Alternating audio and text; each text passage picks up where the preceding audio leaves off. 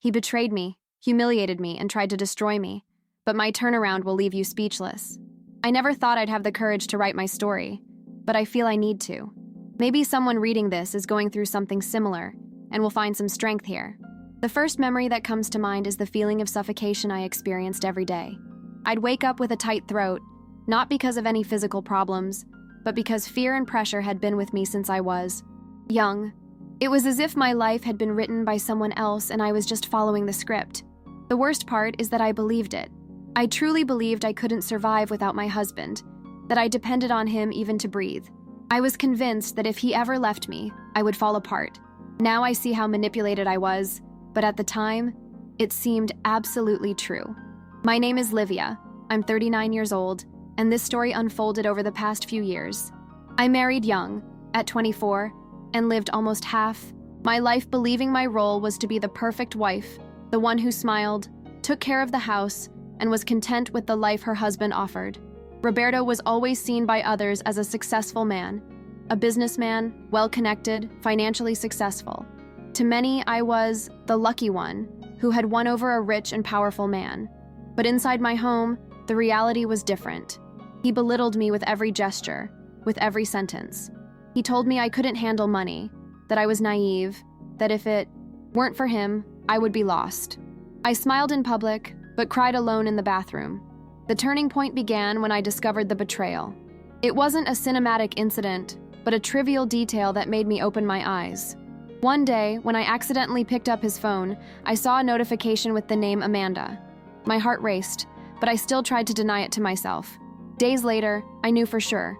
Messages, meetings, promises. The ground fell open. I was paralyzed, as if I'd been hit in the head. I remember the nausea, the urge to vomit. The betrayal itself hurt, but what destroyed me most was realizing he never respected me. I was nothing more than a pawn in the image game he insisted on maintaining. That night, I cried until I lost my voice. I thought I would die from despair. In the midst of the pain, something inside me awakened. I had already been secretly building a small online consulting business. It started as something timid, almost a hobby, done during his travels. I hid it because I knew he would scoff, saying it was a waste of time. But that hobby began to grow. I served clients discreetly, studied, took courses, and each result gave me a glimmer of hope. I kept the money that came in a separate account, hidden from him. Deep down, I think it was my instinct trying to protect myself.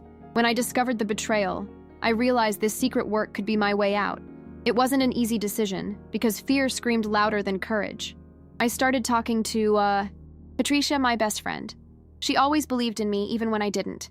She was the one who said in no uncertain terms, "Livia, you don't need him. You're already proving it yourself." Those words echoed within me like a shock. Still, the fear of facing Roberto was immense. He had the money, the lawyers, the arrogance. I had only the truth and a still growing business. But it was at that point that I decided I wasn't going to live suffocated anymore. Seeking legal help was my first real step. And it was there that I met Fernanda, the lawyer who would completely change my story. Fernanda came into my life like a breath of fresh air. I remember the first time I met him, shaking so much I could barely speak. My hands were sweating, and I kept repeating that maybe it would be better to leave everything as it was, that I didn't stand a chance against Roberto. She looked me in the eye firmly and said, "Livia, it's not up to him to decide whether you have a chance or not. You already have everything you need to face this." In that moment, I felt someone finally saw my hidden strength. I told him about my business, showed him the documents, the contracts, the deposits in the account he hadn't known about.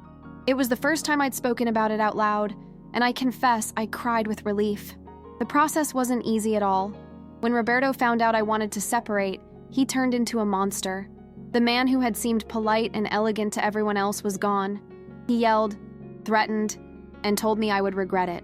I remember one night when he punched the living room table so hard I thought I was going to break my hand. My whole body was shaking. I curled up on the couch, hugging a pillow, feeling my heart race as if it were going to burst out of my chest. Fear almost made me give up, but deep down, anger began to grow alongside the fear. I couldn't allow him to continue treating me like trash. For months, I lived an emotional roller coaster. There were days when I felt invincible, looking at my client reports, seeing the money rolling in and thinking, I can do this. But all it took was one aggressive message from him or a scheduled meeting for me to feel that butterflies in my stomach again, as if I were about to be swallowed. I often considered accepting any deal just to get away with it, but Patricia and Fernanda wouldn't let me. They held my hand, reminded me of what I'd already achieved, and told me I couldn't give up now. The day of the first hearing was one of the most memorable of my life. I sat in front of him, and it felt like my body wouldn't obey me. My leg trembled constantly, my hands were freezing. Roberto spoke so calmly, as if he were the perfect husband, offering a small portion of his estate as if he were doing me a favor. It burned me inside, but I couldn't open my mouth. It was as if I were still the submissive woman I'd been before, paralyzed. It was Fernanda who took the lead. With a firmness I envied, she dismantled his every word. I watched in silence, feeling a mixture of shame for not being able to react and admiration for her fighting for me. But the decisive moment was yet to come. Fernanda asked for permission to present new documents. I didn't know exactly what order she would do it in, but when she showed that I had built a solid, profitable, and independent company, Roberto's face fell. He tried to hide it, but I knew every expression. Anger flashed in his eyes, disbelief, and then fear. For the first time, I saw him out of control. My heart pounded. My hands still trembled, but now it was different. For the first time, I felt stronger than him. The room fell silent as Fernanda finished presenting the documents. My face felt hot, as if all eyes were on me. Katerina, the judge, remained serious, but I could tell from her gaze that the story was changing course. Roberto tried to interrupt, question, accuse Fernanda of manipulation, but she had every piece of printed evidence, every bank, account number, every contract. There was no loophole. I'll never forget the feeling of being there, watching my secret become public. It was no longer just a hidden escape. It was proof that I'd never been dependent on him. I trembled, but this time it wasn't from fear. It was from liberation. When Katerina declared my estate to be exclusively mine, I had to hold myself back from collapsing. It was as if a ton of weight had been lifted from my shoulders. I remember clasping my hands in my lap to hold back the tears, but they still came, silently. I wasn't crying out of sadness, but out of relief. Roberto stood motionless, his eyes blank, trying to understand how he had lost. For years, he had treated me like an incapable child, and now he sat there, powerless before everyone, his arrogance dismantled. It was the first moment I felt like I had truly won. After the hearing, it still took me time to process everything. I left the courthouse with Patricia hugging me and Fernanda smiling, but my body was still on high alert. I looked back as if he could appear at any moment, ready to attack me. This fear took months to pass. A court ruling isn't enough to erase years of psychological manipulation. I still woke up in the middle of the night, scared, thinking I'd hear him screaming.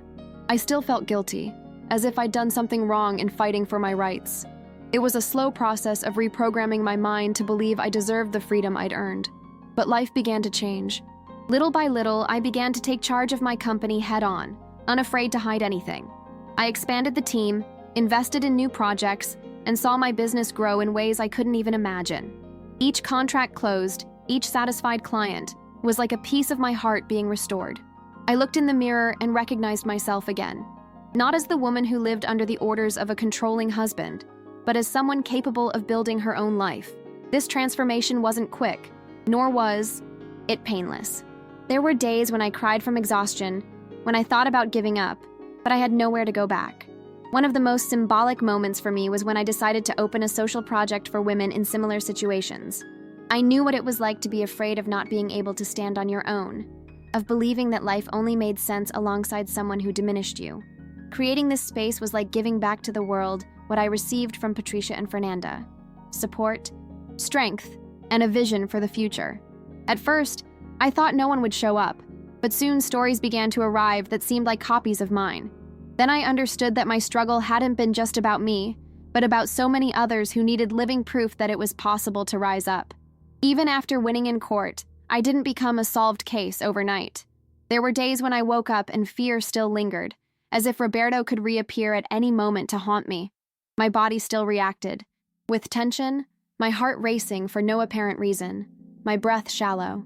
It took therapy, many breathing exercises, and learning to recognize that my emotions were legitimate and that I had the right to feel safe. Each day of overcoming was small, but necessary. I learned that rebuilding isn't an act.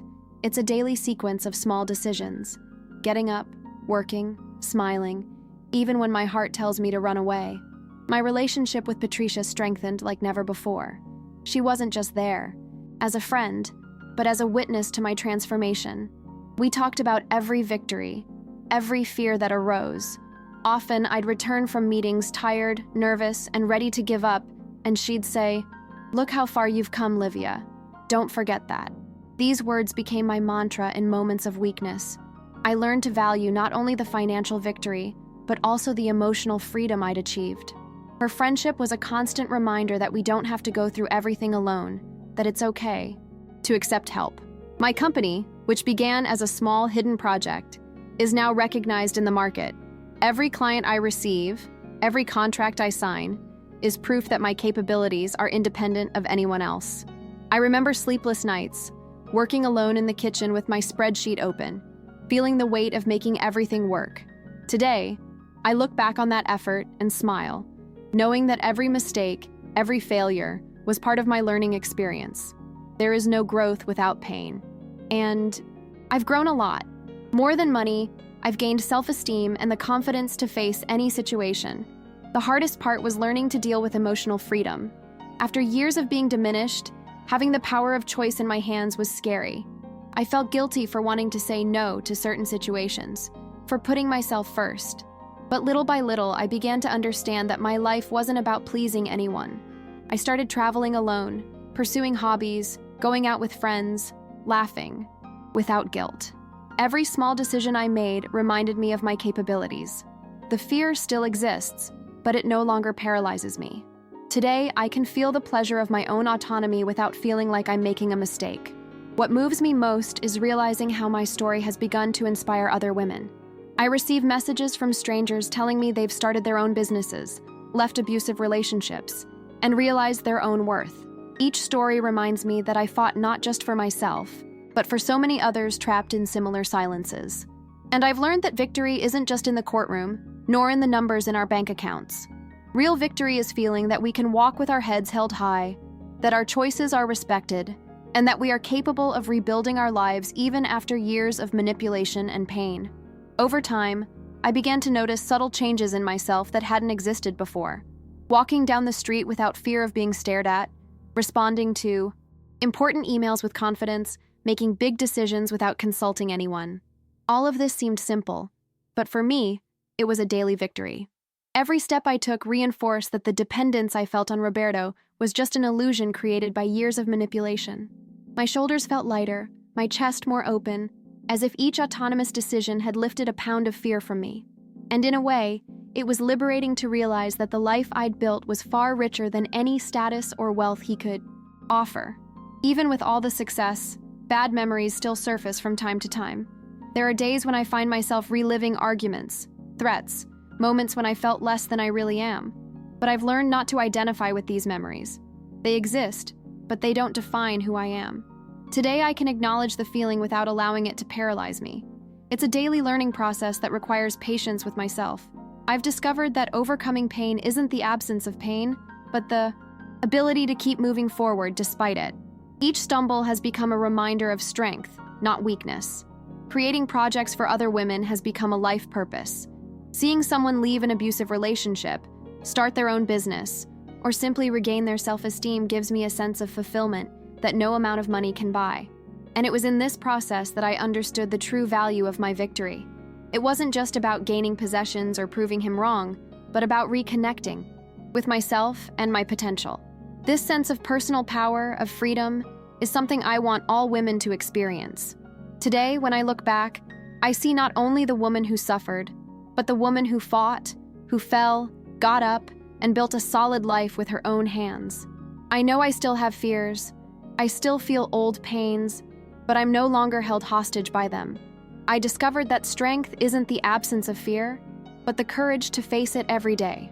Every decision I made to free myself, every step I took toward my independence, is proof that overcoming is possible. And if I could do it, anyone can too. If I could leave a message for anyone reading this, it would be simple.